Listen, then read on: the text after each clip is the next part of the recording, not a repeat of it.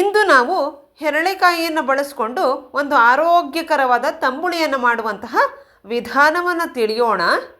ಮೊದಲಿಗೆ ಹೆರಳೆಕಾಯಿಯನ್ನು ಚೆನ್ನಾಗಿ ತೊಳೆದುಕೊಂಡು ಈ ರೀತಿ ಚಾಕುವಿನಿಂದ ಸಿಪ್ಪೆಯನ್ನು ತೆಕ್ಕೊಳ್ಬೇಕು.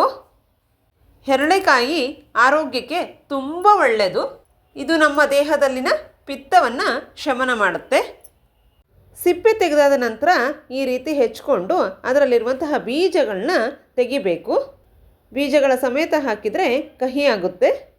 ಈಗ ಒಂದು ಮಿಕ್ಸಿ ಜಾರಿಗೆ ಹೆಚ್ಚಿಟ್ಕೊಂಡಿರುವಂತಹ ಹೆರಳೆಕಾಯಿ, ಒಂದು ಬಟ್ಲು ತೆಂಗಿನ ತುರಿ ಹಾಗೂ ಒಂದು ಹಸಿಮೆಣಸಿನಕಾಯಿನ ಹಾಕ್ಕೊಂಡು ನುಣ್ಣಗೆ ರುಬ್ಕೊಳ್ಬೇಕು.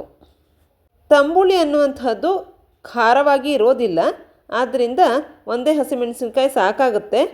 ಹಸಿಮೆಣಸಿನಕಾಯಿ ಬದಲಿಗೆ ಮೆಣಸಿನಕಾಳು ಕೂಡ ಬಳಸ್ಕೊಳ್ಬಹುದು. ಈಗ ರುಬ್ಬಿಕೊಂಡಿರುವಂತಹ ಮಿಶ್ರಣವನ್ನು ಒಂದು ಪಾತ್ರೆಗೆ ಬಗ್ಗಿಸ್ಕೊಂಡಿದ್ದೀನಿ. ಈಗ ಇದಕ್ಕೆ ಒಂದೆರಡು ಬಟ್ಟಲಿನಷ್ಟು ಕಡೆದ ಮಜ್ಜಿಗೆಯನ್ನು ಸೇರಿಸ್ಕೊಳ್ಳೋಣ. ಈಗ ಇದಕ್ಕೆ ಒಂದು ಚಂದದ ಒಗ್ಗರಣೆಯನ್ನು ಹಾಕೋಣ. ಎಣ್ಣೆ, ಸಾಸಿವೆ, ಕರಿಬೇವು ಹಾಗೂ ಒಣಮೆಣಸಿನ ಒಗ್ಗರಣೆ.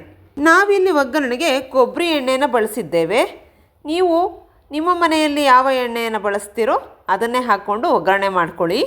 ಈಗ ರುಚಿಗೆ ತಕ್ಕಷ್ಟು ಉಪ್ಪು ಹಾಕಿ ಚೆನ್ನಾಗಿ ಕೈ ಆಡಿಸೋಣ. ಹೆರಳೆಕಾಯಿ ತಂಬುಳಿ ಅನ್ನದ ಜೊತೆ ಸವಿಯಲು ಸಿದ್ಧ.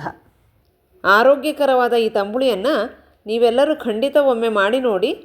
ಖಂಡಿತ ಎಲ್ಲರಿಗೂ ಮನೆಯಲ್ಲಿ ಇಷ್ಟ ಆಗುತ್ತೆ.